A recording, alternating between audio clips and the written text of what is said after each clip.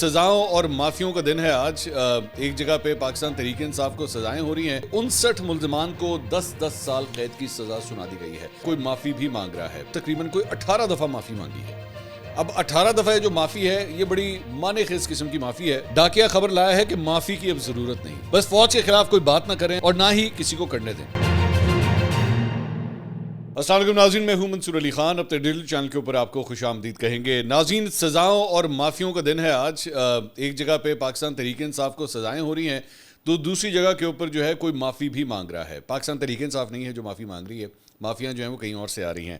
اس کے بارے میں بھی آپ کو پوری ڈیٹیلز جو ہیں وہ دیں گے۔ ساتھ ہی ساتھ ایک بڑی ہی خوبصورت بونگی ماری گئی ہے بھارت کے اندر بی جے پی کی جانب سے۔ اگر آپ اس کو ویڈیو کو اینڈ تک دیکھیں گے اور جب میں آپ کو سناؤں گا تو آپ ہنسے بغیر جو ہے وہ رہ نہیں سکیں گے۔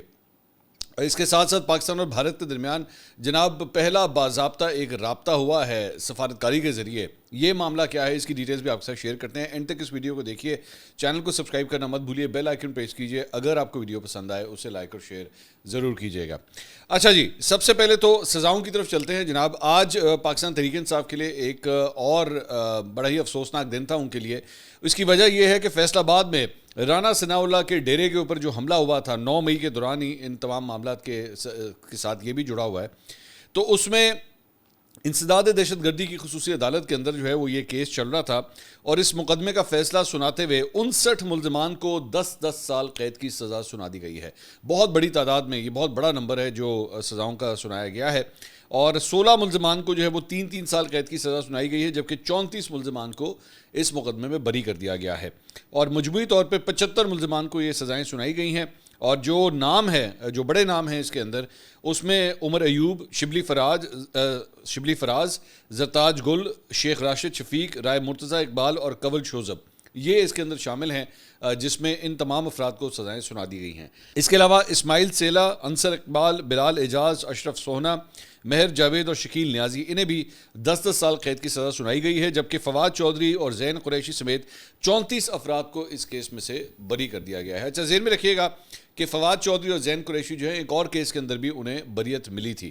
تو اب ظاہری بات ہے فواد چودھری اور زین قریشی فزیکلی تو وہاں پہ نہیں تھے، لیکن باقی بھی کئی افراد ہیں جن کے بارے میں یہی کہا جاتا ہے کہ وہ بھی اس وقت فزیکلی وہاں پہ نہیں تھے، لیکن ان کو سزائیں سنا دی گئیں اس سارے معاملے کے اندر۔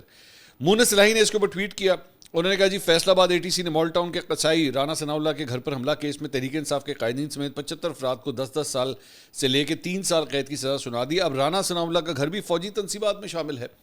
سوال یہ ہے کہ انسداد دہشت گردی کا یہ مقدمہ ہے، اس کا تعلق یہ نہیں ہوتا کہ جناب فوجی تنصیبات کے اوپر حملہ ہوگا تو انسداد دہشت گردی کے اس کے اندر جو ہے وہ آئے گا۔ ظاہری بات ہے اگر اتنا بڑا ایک پورا جمگھٹا اگر کسی کے گھر کے اوپر حملہ آور ہوگا تو وہ دہشت گردی کے اس میں ہی آئے گا اور کس چیز کے اندر آئے گا، اور مطلب وہاں پہ توڑ پھوڑ کی جائے، آگ لگا دی جائے، سارا کچھ کیا جائے تو وہ کس کے اس میں آئے گا۔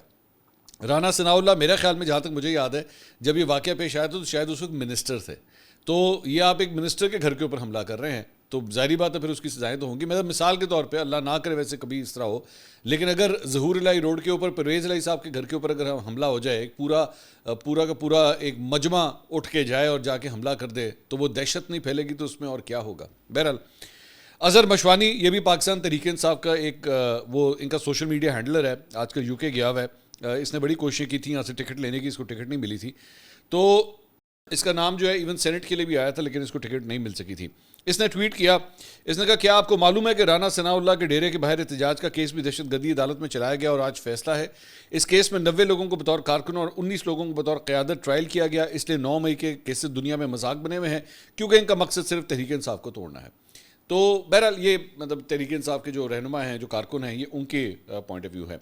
اس کے علاوہ جناب ایک اور جو خبر آئی وہ آئی ہے سلمان اکرم راجہ، جو پاکستان تحریک انصاف کے سیکرٹری جنرل ہیں۔ آج ان کی جانب سے یہ ٹویٹ کیا گیا کہ میں پہلے بھی جو ہے وہ علی بخاری کے ذریعے ایک پیغام عمران خان صاحب کو پہنچا چکا ہوں کہ میں اس عہدے سے استعفیٰ دینا چاہتا ہوں، لیکن میرا استعفیٰ قبول نہیں کیا گیا۔ انہوں نے کہا کہ آج ایک ایسا واقعہ پیش آیا ہے جس کے بعد میں جو ہے وہ اب اس عہدے کے اوپر نہیں رہنا چاہتا اور میں اس عہدے کو چھوڑنا چاہتا ہوں۔ اور جس کی وجہ سے انہوں نے کہا کہ کل میں اس کے باقاعدہ طور پہ جو ہے وہ عمران خان صاحب کو اس کی اطلاع بھی دے دوں گا۔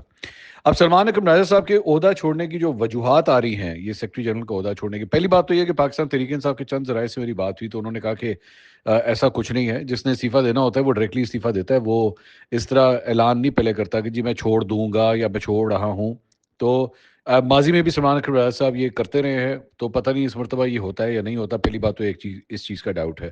دوسری بات یہ کہ اگر وہ واقعی عہدہ چھوڑ رہے ہیں تو اس کی وجہ جو بتائی جا رہی ہے وہ یہ ہے کہ پاکستان تحریک انصاف میں اس وقت ضمنی انتخابات کو لے کے جو ہے وہ کافی ڈویژن آئی ہوئی ہے۔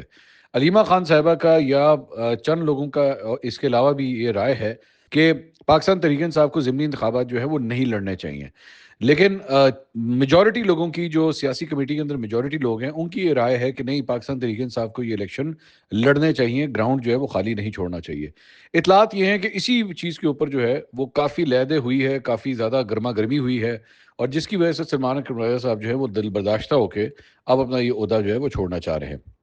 ذہن میں رکھیے گا کہ اس سے پہلے یہ عہدہ جو ہے وہ عمر ایوب کے اس سے پہلے عمر ایوب صاحب کے پاس تھا۔ عمر ایوب صاحب سے پہلے یہ اسد عمر صاحب کے پاس بھی یہ عہدہ رہ چکا ہے، لیکن کوئی بھی اس عہدے کے اوپر جو ہے وہ ٹک کے بیٹھ کے کام نہیں کر سکا، ان کو کہیں نہ کہیں جا کے استعفے دینے ہی پڑے۔ اب اس مرتبہ کیا سلمان اکرم راجہ صاحب یہ استعفیٰ دیتے ہیں اور کیا وہ منظور بھی ہوتا ہے یا نہیں ہوتا، ابھی مطلب اس بات پہ ٹائم ہے۔ البتہ انہوں نے اعلان یہ کر دیا ہے کہ وہ پاکستان تحریک انصاف کے اس عہدے سے استعفیٰ دے رہے ہیں۔ معافی کے حوالے سے سہیل وڑائچ صاحب نے جو ہے باقاعدہ طور پہ معافی مانگی اور تقریباً کوئی 18 دفعہ معافی مانگی ہے۔ اب 18 دفعہ جو معافی ہے یہ بڑی معنی خیز قسم کی معافی ہے۔ میں آپ کے سامنے جلدی سے اس کو ذرا پڑھتا ہوں تاکہ یو کین انڈرسٹینڈ کہ سہیل وڑائچ صاحب کیوں معذرت کر رہے ہیں، کیوں معافی مانگ رہے ہیں۔ انہوں نے کہا میری کوئی ذاتی انا نہیں، مجھے حالیہ واقعات پر افسوس ہے کہ خبر نگار خود خبر بن گیا۔ ہمارا نہ یہ کام ہے اور نہ ہی ہمیں یہ زیبا ہے۔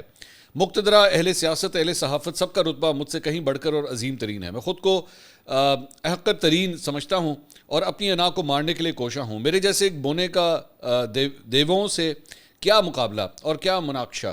میں تو ہارے ہوئے لشکر کا آخری سپاہی ہوں، مجھے شودر کا برہمنوں سے کیا تضاد۔ میں ہر ایک ناراض سے جھک کر معافی کا خواستگار ہوں اور تسلیم کرتا ہوں کہ غلطیاں 100% میری ہیں اور سب خوبیاں ان کی ہیں۔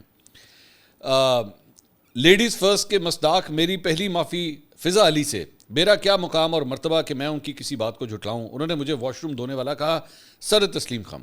میں تو خاکروب ہوں اور اسی خطاب پر قانع ہوں۔ فضا علی سے میری معافی اس لیے بنتی ہے کہ میری حمایت میں چند لوگوں نے فضا علی کی شان میں گستاخی کی۔ میں ہاتھ جوڑ کر ان سے معذرت خواہ ہوں۔ اسی سلسلے میں عزیزم حماد اظہر نے مجھے مشورہ دیا کہ میں چونکہ معافی تلافی کی ہمیشہ حمایت کرتا ہوں تو آئے بائیں شائع کرنے کے بجائے سیدھی طرح مقتدیٰ سے معافی مانگ لوں۔ وہ عمر میں مجھ سے کہیں چھوٹے ہیں، اس لیے ان کے صاحب مشورے کو مانتے ہوئے میں حماد اظہر سے معافی کا طلبگار ہوں اور میں نے جو بھی غلطیاں کی ہیں ان سب کا اعتراف کرتے ہوئے انہیں راضی کرنا چاہتا ہوں، چاہے مجھے ان کے سامنے جھکنا ہی پڑے۔ فیصل واڈا صاحب کا میں ذاتی طور پر مداح ہوں، وہ بھی فرینڈلی فائر کی زد میں آ گئے، حالانکہ انہوں نے مجھے ہمیشہ عزت دی، ہمیشہ احترام سے میرا ذکر کیا۔ اختلاف تو ہوتا رہتا ہے مگر انسانیت اور دوستی زیادہ اہم ہوتی ہے۔ ان کو بھی مجھ سے شکایت پیدا ہوئی، اس پر بھی معذرت۔ شہباز گل میرے درینہ مہربان ہیں، میری برادری کے بھی ہیں۔ 2-2.5 سال سے انہیں میرے کالموں اور رائے سے اختلاف ہے اور وہ آئے روز مجھ پہ تنقید کرتے رہتے ہیں، کئی الزامات بھی لگائے، مگر آج سے میں اپنا دل صاف کرتے ہوئے ان کا بھی شکر گزار ہوں کہ انہوں نے مجھے کبھی بھلایا نہیں، ہمیشہ یاد رکھا۔ خدا انہیں ہمیشہ خوش رکھے۔ ان سے بھی معذرت اور معافی۔ تحریک انصاف کے ہر چھوٹے بڑے جو اکثر ناراض رہتے ہیں ان سے معافی کہ سیاسی اختلاف کو ذاتی اختلاف نہیں سمجھنا چاہیے، اختلاف کو نفرت کا ذریعہ نہیں بنانا چاہیے۔ اختلاف ختم ہو جائے تو معاشرے ڈوب جایا کرتے ہیں۔ ان کی رائے کا مجھے احترام ہے اور میری غلط آراء پر مجھے معافی فرما دیں۔ مقطع میں آپڑی ہے سخت گسترانہ بات کے مصداق، اگر بات مجھ حقیر پر ہی آ کر رک گئی ہے تو میں مقتدیٰ سے ہاتھ جوڑ کر اور عمران خان کے پاؤں پڑھ کر معافی مانگنے کو تیار ہوں۔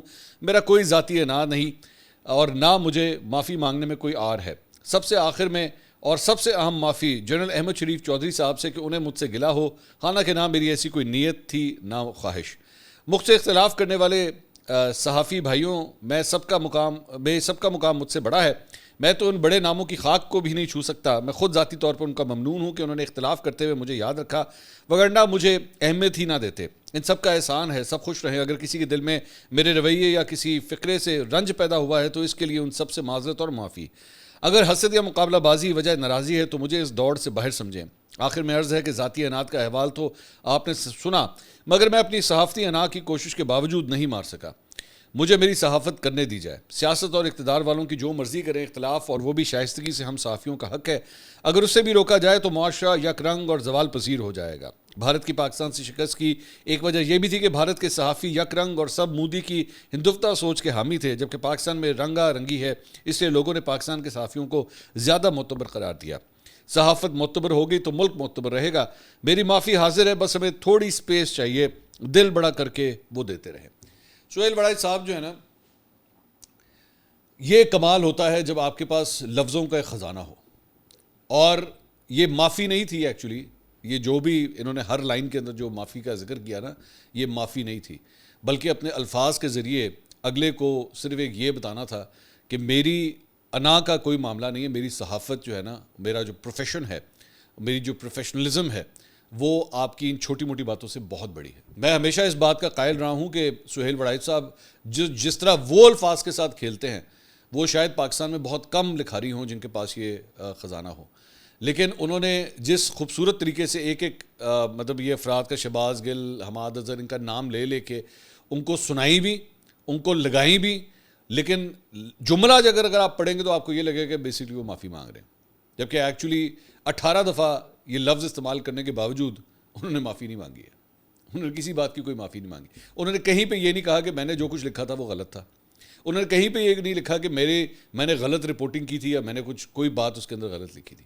انہوں نے کہا جناب آپ کی انا کی تسکین اس بات کے اندر ہوتی ہے نا کہ جناب سہیل وڑائچ کو نیچا دکھا دیا جائے, تو جناب میں تو معافی مانگنے کے لیے تیار ہوں. مطلب وہ فضا علی, میں نو آفینس ٹو فضا, مطلب میں ان کو جانتا بھی نہیں ہوں, نہ میں ان سے کبھی ملا ہوں. ظاہری بات ہے ان کا شعبہ ہی بالکل ڈفرینٹ ہے.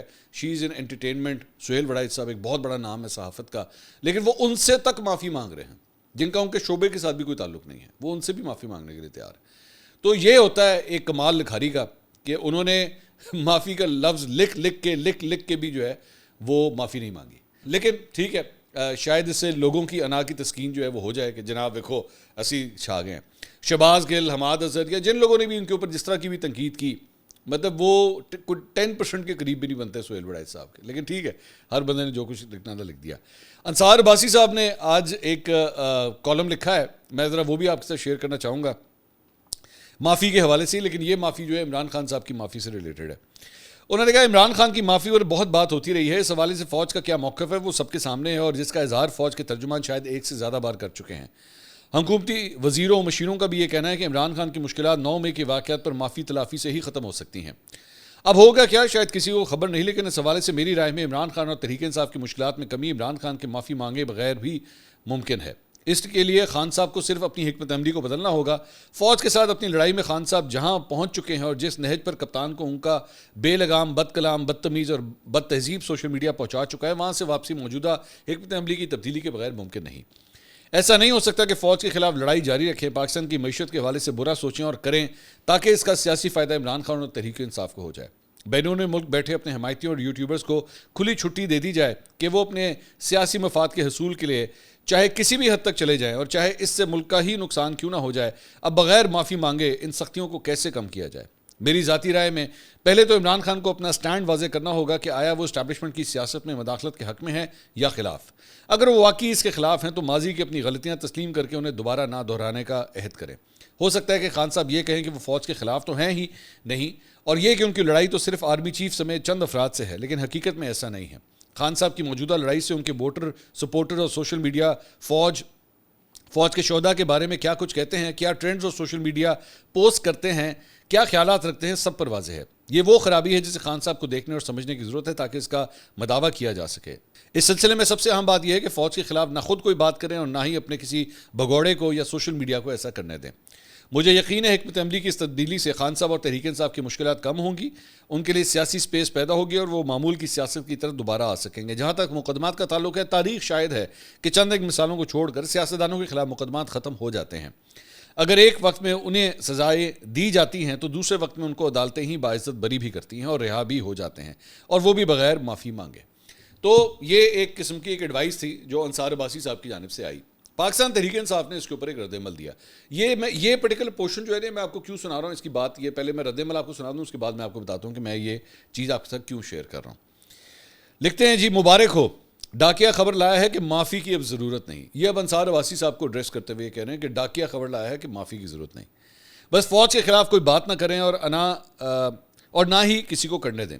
ڈاکیا صاحب, پہلی بات تو یہ کہ عمران خان پوری فوج کے خلاف بات نہیں کرتے, صرف عاصم لاء کے بارے میں بات کرتے ہیں. مارشل لاء کو وہ عاصم لاء کا نام دے رہے ہیں, صرف عاصم لاء کے بارے میں بات کرتے ہیں جو ظلم کی حد پار کر چکا ہے. دوسری بات یہ کہ سوشل میڈیا آزاد ہے, ہر شہری جس کے پاس اسمارٹ فون ہے وہ سوشل میڈیا پر اپنی رائے دیتا ہے, اور آج کل یہ رائے فوج کے بڑوں کے سخت خلاف ہے, کیونکہ انہوں نے ماؤں بہنوں اور بچوں کو ظلم کا نشانہ بنایا اور گولی تک چلا دی, جس میں کئی لوگ شہید ہوئے. ایک خط وہاں بھی پہنچا دیں کہ ظلم ختم کریں, شاید وہاں پر مشکلات کم ہوں.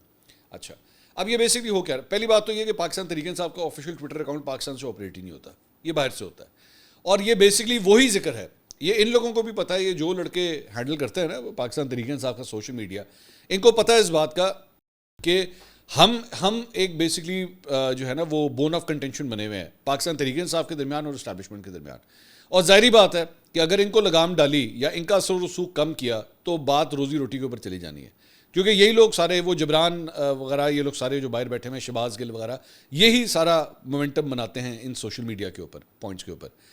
ان کو پتہ ہے اس بات کا کہ یہ جو ریزسٹنس ہے نا, یا یہ جو انصار عباسی صاحب یہ بات کریں, یہ ذہن میں رکھیے گا, یہ پاکستان تحریک انصاف کی جو موجودہ لیڈرشپ اس وقت پاکستان کے اندر موجود ہے, میں آپ کو خبر دے رہا ہوں کہ ان کی بھی یہی رائے ہے کہ انہوں نے ہمارے لیے پرابلم جو ہے وہ کریٹ کی ہوئی ہے. یہ ہماری کسی قسم کے معاملات طے نہیں ہونے دیتے. اگر کوئی اسپیس بنتی بھی ہے کہ چیزوں کو کسی طرح ریزالو کر لیا جائے, یہ ہے جو ہمارے پرابلم کریٹ کرتے ہیں, اور شے ان کو ملتی ہے عمران خان صاحب سے. دوسری بات یہ کہ اس سارے معاملے کے اندر یہ جو ایک امپریشن دیا جاتا ہے نا کہ نہیں یہ تو لوگوں کی ایک آزاد رائے ہے, یہ وہ ہے, یہ ذہن سازی ہے. اب اس کی جو میں آپ سے پہلے بات کر رہا تھا نا کہ میں یہ کیوں یہ ساری چیز ڈسکس کر رہا ہوں, I'll tell you. یہ ویڈیو ذرا سامنے دیکھیے گا, یہ جو آپ اسکرین کے اوپر دیکھ رہے ہیں, یہ خبر یہ آئی ہے کہ مریم نواز جب ابھی یہ ٹور کے اوپر گئی تھی, موسٹ پرابلی یہ بتایا جا رہا ہے کہ یہ ہانگ کانگ کی ویڈیو ہے. آئی ایم ناٹ شیور, مجھے جگہ کا نہیں پتا, لیکن آپ سن رہے ہیں ساتھ ساتھ یہ بیسکلی یہ شخص جو ہے یہ نعرے مار رہا ہے. یہ مریم نواز اپنے گروپ کے ساتھ واک کر رہی ہیں, وہ نعرے مار رہا ہے, اور مطلب ساتھ ساتھ ویڈیو بھی بنا رہا ہے, ساتھ ساتھ نعرے بھی مار رہا ہے. یہ جو بیہیویئر ہے نا بیسکلی, یہ وہ چیز ہے جو پرابلمٹک ہے. آپ کا اختلاف ہو سکتا ہے, آپ 100 دفعہ اختلاف کریں, سیاسی اختلاف آپ کا حق ہے, لیکن کسی عورت کو اس طرح مطلب دوسری جگہ سے ویڈیو بنا کے اس کو مازے مار, اوے چور ہے, اوے آئے, اوے او, مطلب آپ صرف اندازہ کریں نا کہ یہ چیز اگر پاکستان میں ہو, آپ کسی راہ چلتی عورت کے, یہ تو خیر پھر بھی ایک سی ایم ہے نا, مطلب آپ کے ملک کی سی ایم ہے, آپ کا اختلاف ہے. میں نے ابھی کل ویڈیو کی ہے, بلکہ میری آخری ویڈیو ہی مریم نواز کے اسی دورے سے ریلیٹڈ ہے کہ بھئی آپ پورا گروپ اٹھا کے لے گئی, آپ کو کیا ضرورت تھی, اس کے بارے میں ایکسپلین کریں, بات بتائیں, آخر کیوں اتنا پیسہ جو ہے لگایا جا رہا ہے. تو اختلاف ہے میرا, لیکن اس کا مطلب یہ نہیں ہے کہ آپ کو بیرون ملک کہیں پہ بھی آپ کو جو اگر آپ کی سی ایم نظر آ جائے یا پی ایم نظر آ جائے, یا آپ کا ظاہری بات ایک سیاسی حریف نظر آ جائے, تو آپ بیٹھ کے ویڈیو بنا کے نا چیخیں مارنا شروع ہو جائے, and then you start circulating it, اور آپ کے جتنا لونڈا لپاڑا ہے وہ سارا کا سارا بیٹھ کے اس کو سرکولیٹ کرے کہ ہاں ہاں بڑا مزہ آیا ہے, دیکھا ہم نے کمال کر دیا ہے. آپ بیسکلی اس قسم کے بیہیویئر کو سپورٹ کرتے ہیں. بیسکلی پاکستان طریقے سے آپ کا کیا مطلب ہے, یہ اکثر اوقات یہی پوائنٹ آف ویو کہتے ہیں کہ جناب ہم نے آفیشیل میڈیا سے تھوڑی کی. آپ آفیشیل میڈیا سے نہیں کرتے جناب, آپ کا ٹیکٹک ہی یہ نہیں ہے. آپ نے یہ کور ہی اس وجہ سے بنایا ہوا ہے, آپ نے لونڈے لپاڑوں کی ایک فوج رکھی ہوئی ہے جہاں سے آپ یوں کر کے انہیں پش کرتے ہیں اور کہتے ہیں جی ٹھیک ہے اسٹارٹ ہو جاؤ, اور پھر لوگوں کی مٹی پلید, اور اس کے بعد جب وہ مٹی پلید ہوتی ہے تو اس کی جسٹیفیکیشن بیسکلی یہ دی جاتی ہے کہ یہ تو ان کی اپنی رائے ہے, یہ تو دیکھیں کمال کر رہے ہیں. آپ ہی کے ان لونڈے لپاڑوں کو ہینڈل کرنے والا ایک زمانے میں فرحان ورک, جو اب آپ لوگوں سے بدزن ہو چکا ہے, آپ لوگوں کو چھوڑ چکا ہے, وہ سارے چٹے بٹے کھول چکا ہے آپ لوگوں کے کہ آپ لوگ کس طرح آپریٹ کرتے تھے, ہنٹنگ پیکس کے اندر آپ لوگ کس طرح آپریٹ کرتے تھے, واٹس ایپ گروپوں کے ذریعے کس طرح آپریٹ کرتے تھے, کون سا یوٹیوبر جو ہے وہ بیسکلی آپ لوگوں کے ساتھ اٹیچ تھا, اور جہاں سے یوں کر کے انسٹرکشن جاتی تھی کہ لو جناب اے پیجو اینو پیجو اونو پیجو, اور اس کے بعد ٹھک کر کے پوری لائن جو ہے وہ بیٹھ کے ان کے اگینسٹ ویڈیوز ٹویٹس ٹرینڈنگ, یہ سارا کچھ سوشل میڈیا پہ سٹارٹ ہو جاتا تھا. بات یہ ہے کہ ایک زمانہ تھا جب آپ لوگ صرف اور صرف اپنی پارٹی کی ترویج کی خاطر یہ سب کچھ کرتے تھے, ٹھیک ہے, ہوتا ہے, سارے والنٹیئرز مسلم لیگ نون نے بھی رکھے ہوں گے, دیٹس فائن. لیکن اس کے بعد آپ نے انہی ہنٹنگ پیکس کو, یہ جتنے بھی اپنے لونڈے لپاڑے تھے, ان کو جب آپ نے استعمال کرنا شروع کیا نا ریاست کے خلاف, جب آپ نے ان کو اس کام کے لیے استعمال کیا, آپ کا فوجی قیادت سے اختلاف ہے, میں سمجھتا ہوں کہ آپ بالکل ہر بندے کا رائٹ ہے, وہ کرے رائے کا اظہار, وہ موجودہ سیٹ اپ کے حوالے سے, اسٹیبلشمنٹ کے حوالے سے جو رائے رکھتا ہے وہ 100 دفعہ رکھے, اس میں کوئی ایشو نہیں ہے. پرابلم یہ آتی ہے, پرابلم کہاں سے سٹارٹ ہوتی ہے, پرابلم یہ سٹارٹ ہوتی ہے کہ پاکستان اور انڈیا کی جنگ ہو رہی ہو, اور آپ کے لونڈے لپاڑے بیٹھ کے انڈیا کو سپورٹ کرنا شروع ہو جائیں یا پاکستان کے موقف کے خلاف آ کے کھڑے ہو جائیں, پرابلم یہاں سے سٹارٹ ہوتی ہے. پرابلم وہاں سے سٹارٹ ہوتی ہے کہ آپ جب یہ کہنا شروع کر دیں کہ جناب ریمیٹنسز جو ہیں وہ باہر سے بھیجنا بند کر دیں. اب آپ کا تعلق ریمیٹنسز جو رکوانا ہے اس کا تعلق اس بات سے نہیں ہے کہ جنرل عاصم منیر یا فیلڈ مارشل عاصم منیر جو ہے وہ فوج کے سربراہ ہیں, یا شہباز شریف جو ہے وہ ملک کا وزیر اعظم ہے, یا اس ملک کے اندر الیکشن دھاندلی زدہ ہوئے ہیں. آپ اچھی طرح جانتے ہیں کہ ریمیٹنسز آنا اگر بند ہوئی تو پورا سسٹم پاکستان کا کولیپس کر جائے گا, اور تب آپ اپنے ہنٹنگ ڈاگز کے ذریعے یا اپنے لونڈے لپاڑوں کے ذریعے جو ہے نا یہ بیانیاں بلڈ کرتے ہیں. پرابلم یہاں پہ ہے, یہ ایشو ہے. اختلاف میرا یہاں سے ہے آپ کے, اور یہ زیادہ تر جو ہیں یہ باہر بیٹھے ہوئے ہیں, ٹھیک ہے, وہ باہر سے بیٹھ کے آپریٹ, اتنا ان کے اندر تپڑ نہیں ہے کہ وہ یہاں پہ بیٹھ کے یہ کام کریں, کیونکہ ان کو پتہ ہے یہاں پہ پکڑے جائیں گے, پھینٹی پڑے گی یہاں پہ. اختلاف اس بات سے, اور آپ لوگوں نے ان کو اتنا بڑا جن بنا دیا ہوا ہے اپنی نظر میں کہ جناب یہ ان ٹچبلز ہیں, کہ آپ کے سیاسی جماعت کے بڑے بڑے لیڈر بھی جو ہیں وہ ان لوگوں سے ڈرتے ہیں کہ پتہ نہیں ہمارے. آپ یقین کریں, میں آپ کے ساتھ ایک بڑے مزے کی شیئر کرتا ہوں.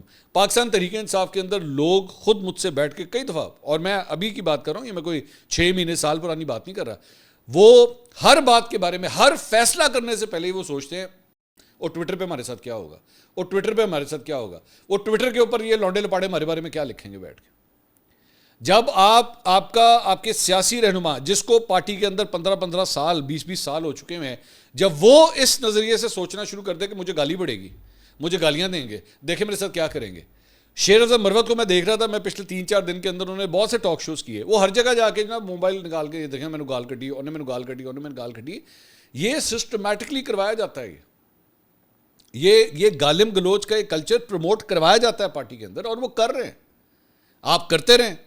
لیکن اصل بات یہ ہے کہ اس طرز سیاست کو آپ کو تبدیل کرنا پڑے گا. یہ جو انصار عباسی صاحب یہ بات کر رہے ہیں, ایسا نہیں ہو سکتا کہ یہ 4-5 مطلب جو بھی آپ کے ہیڈ لونڈے لپاڑے ہیں یہ بیٹھ کے بیانیاں بلڈ کریں گے 80 دساں گے سیاست کس طرح ہوئے گی, جنہوں نے نہ آج تک کبھی الیکشن لڑا, نہ ان کا مطلب حلقے کی سیاست سے کوئی تعلق. صرف فرق کیا ہے کہ ایک ہائی پروفائل فالوئنگ والا اکاؤنٹ ہے ٹویٹر کے اوپر, یا ایک بہت بڑا کوئی یوٹیوبر ہے جو بیٹھ کے ڈیسائیڈ کر رہا ہے کہ جناب پارٹی کا بیانیہ جو ہے کیا بنے گا. کیونکہ ظاہری باتوں کے پارٹی کے ساتھ انٹرسٹ انوالوڈ ہے, اور ان کا دروازہ, ان تمام لوگوں کا دروازہ عمران خان نے کھولا.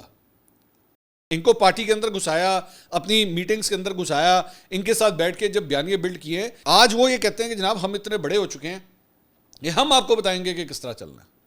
فرق اس چیز کا ہے, اور ان کے اپنے کمرشل انٹرسٹ ہیں. مثال کے طور پہ پی ٹی آئی کے ساتھ اٹیچڈ ایک یوٹیوبر ہے, اس کا انٹرسٹ اس بات سے کہ بس مجھے پی ٹی آئی کی ٹریفک ملتی رہے, اور اس کا ایک گولڈن فارمولا ہے, عمران خان کو کچھ نہیں کہنا, باقی سارا نو جوتیاں مارو. یہ گولڈن فارمولا ہے, یہ آپ اٹھا کے دیکھ لیں. یہ میں آج آپ کے سامنے ایک پروپوزیشن دے رہا ہوں, جا کے ان سب کو اٹھا کے دیکھ لیں. ان کے تھم نیلز, ان کی ویڈیوز, عمران خان کو کچھ نہیں کہا جائے گا, نہ ماضی میں کہا جاتا تھا نہ آج کہا جائے گا, باقی سارے نو چھتر مارو. پاکستان تحریک انصاف جو غلط کر رہی ہے, پاکستان تحریک انصاف میں جو کچھ ہوا ہے, سارے نو چھتر مارو, عمران خان کو کچھ نہیں کہنا. تو ان کے اپنے کمرشل انٹرسٹ ہے. یہ بیسکلی پرابلم ہے جس کی وجہ سے آج پاکستان تحریک انصاف کا یہ حال ہے. اور آپ اس رستے پہ چلتے رہیں, آپ کی لڑائیاں اسی طرح چلتی رہیں گی, سب سے لڑتے رہیں گے. آپ سب سے پوری any segment of the society آپ اٹھا کے دیکھ لیں, آپ کی سب سے لڑائی ہے, آپ کی اسٹیبلشمنٹ سے لڑائی ہے, آپ کی جوڈیشری سے لڑائی ہے, آپ کی میڈیا سے لڑائی ہے, اپنے جو دیگر سیاسی جماعتیں آپ کی ان سے لڑائی ہے. آپ کی کسی کے ساتھ نہیں بنتی, کسی کے ساتھ. اور انٹرسٹنگ بات یہ ہے کہ آپ اپنے مفادات کی خاطر پلٹا بھی مار لیتے ہیں. جو ماضی میں آپ کا دشمن تھا, میں پرویز الہی پنجاب کا سب سے بڑا ڈاکو, وہی پرویز الہی سی ایم, وہی پرویز الہی پاکستان تحریک انصاف کا صدر. اندازہ کریں ذرا, پہلے اپنے لونڈے لپاڑوں کو اس بات پہ لگایا کہ اس کو کوئی یہ پنجاب کا سب سے بڑا ڈاکو ہے, اور پاگل ہو گئے, چیخ کے پنجاب کا سب سے بڑا ڈاکو ہے. فاسٹ فارورڈ 5 6 7 8 سال, اس کے بعد اینو کو ہے ساڑا سی ایم ہے. اور وہ بھی آگے سے سوال نہیں کرتے کہ خان صاحب کچھ ساڑی کوئی اپنی بھی سیلف رسپیکٹ ہے کہ نہیں, سانو کی سمجھے تسی. اور اس کے بعد اس سے اگلا سٹیپ پاکستان تحریک انصاف کا صدر. کیا کمال ہے. محمود خان اچکزئی کے ایک زمانے میں عمران خان نقلیں اتارتے تھے, اور یہی لونڈے لپاڑے بیٹھ کے سوشل میڈیا پہ کہتے ہیں او کمال کر دیا عمران خان نے, او کیا مذاق اڑایا ہے محمود خان اچکزئی کا, او کیا شال اڑی ہے اس کی. یہ تصویر آپ کے سامنے ہے. اور پھر ایک وقت آیا محمود خان اچکزئی ہمارا اپوزیشن لیڈر ہوگا. مطلب کوئی سیلف رسپیکٹ نہیں چھوڑی ان لوگوں کی کہ یار کوئی تو کوئی ڈائریکشن ہو, کوئی جا کے کم از کم جس نے ماضی میں محمود خان اچکزئی کا مذاق اڑایا, کوئی وہی جا کے کہتے کہ خان صاحب سانو تسی پہلے اے انسٹرکشن دیتی نے, ہن سانو کہڑے کام تے لاتا. سو کر لیں آپ, یہ اس رستے پہ چلنا چاہتے ہیں چلتے رہیں, انجام اس کا وہی ہوگا جو آپ کے سامنے ہے. اور یہ کوئی جسٹیفیکیشن نہیں ہے, یہ مت سمجھے گا کہ میں یہ کہہ رہا ہوں کہ جناب جس طرح آپ لوگوں کے اگینسٹ سیاسی مقدمات بنے ہیں اور جو اس کے اندر آپ کو سزائیں ہو رہی ہے 10 سال 3 سال بغیر سوچے سمجھے ٹھا مطلب وہ چند لوگوں نے کہا کہ اس طرح لگ رہا ہے جیسے سزائیں فوٹو کاپی مشین پہ رکھ کے ہو رہی ہیں. بھائی جب آپ یہ والا روٹ لیتے ہیں تو پھر آگے سے جواب بھی اسی والا روٹ کی طرح ہی آ رہا ہے. ہو کیا رہا ہے, زیادتی کا جواب زیادتی کے ساتھ دیا جا رہا ہے. سمپل از وہ ایک لائن کے اندر بات صرف یہی ہے کہ زیادتی کا جواب زیادتی کے ساتھ دیا جا رہا ہے. زیادتی کا جواب انصاف کے ذریعے ہو ہی نہیں رہا. نام جماعت کا طریقہ انصاف ہے. اس کے علاوہ ایک اور خبر یہ ہے کہ جناب NA-129 سے حماد اظہر صاحب نے اپنا الیکشن جو ہے وہ نہ لڑنے کا فیصلہ کیا ہے اور وہ اپنے کورنگ کینڈیڈیٹ کو جو ہے اب سپورٹ کرنے جا رہے ہیں. اب اس کے اوپر بھی جو ہے پاکستان تحریک انصاف کے اندر کافی تنقید ہو رہی ہے. مہر شرافت علی صاحب نے اس کے اوپر ٹویٹ کیا, پاکستان تحریک انصاف کے ٹکٹ ہولڈر تھے. انہوں نے ایک بڑا لمبا چوڑا ٹویٹ کیا ہے, میں جلدی سے پڑھ دیتا ہوں. انہوں نے کہا میاں حماد اظہر NA-129 لاہور کاغذات نامزدگی جمع اور ایکسیپٹ ہونے کے باوجود کاغذات نامزدگی تاریخ گزارنے کے فوراً بعد الیکشن لڑنے سے انکار پر کچھ حقائق. 24 ستمبر کو NA-129 لاہور میں ضمنی الیکشن ہے. پاکستان تحریک انصاف کے امیدوار میاں اظہر صاحب کے وفات کے بعد ان کے صاحبزادے میاں حماد اظہر اور ان کی ہدایت پر مزید 2 افراد نے کاغذات نامزدگی جمع کرائے, لیکن جیسے ہی کاغذات نامزدگی جمع کروانے کی آخری تاریخ گزری, میاں حماد اظہر صاحب نے اچانک ہر طرف شور ڈال دیا کہ اسپیشلی پولیٹیکل کمیٹی میں کہ اب میں الیکشن نہیں لڑوں گا. اب میرا سوال یہ ہے کہ اگر آپ نے الیکشن کنٹیسٹ کرنا ہی نہیں تھا تو پھر کاغذات نامزدگی جمع ہی کیوں کروائے؟ یہ سیدھی باریک واردات تھی, تاکہ اگر آپ کاغذات جمع نہ کرواتے تو پارٹی بڑے سکون سے کسی اور امیدوار پر غور کرتی, مگر آپ نے کاغذات جمع کروا کے پارٹی کی ورکنگ روک دی اور پھر آخری تاریخ گزرنے کے بعد یو ٹرن لے لیا, تاکہ پارٹی مجبور ہو کر انہی 2 افراد کو ٹکٹ دے جن کے کاغذات آپ نے کورنگ امیدوار کے طور پہ جمع کروائے تھے. اور اگر آپ یہ جواز دیتے ہیں کہ فسائیت ہے, مقدمات ہیں, سزائیں ہیں, تو یہ سب تو پہلے بھی موجود تھا. اس میں نیا کیا ہوا؟ نیا تو صرف یہ ہوا ہے کہ آپ نے پارٹی کو بیوقوف بنا کر ایک عجیب سی مشکل میں ڈال دیا. یہ رویہ سیاسی منافقت اور پارٹی کے ساتھ زیادتی ہے. اگر واقعی نہیں لڑنا تھا تو پہلے ہی دن واضح کر دیتے. یہ ڈرامے بازی کیوں؟ 50 لوگ الیکشن لڑنے کے لیے تیار کھڑے ہیں. پارٹی کی ایسی کوئی مجبوری نہیں کہ آپ نے ہی الیکشن کنٹیسٹ کرنا ہے.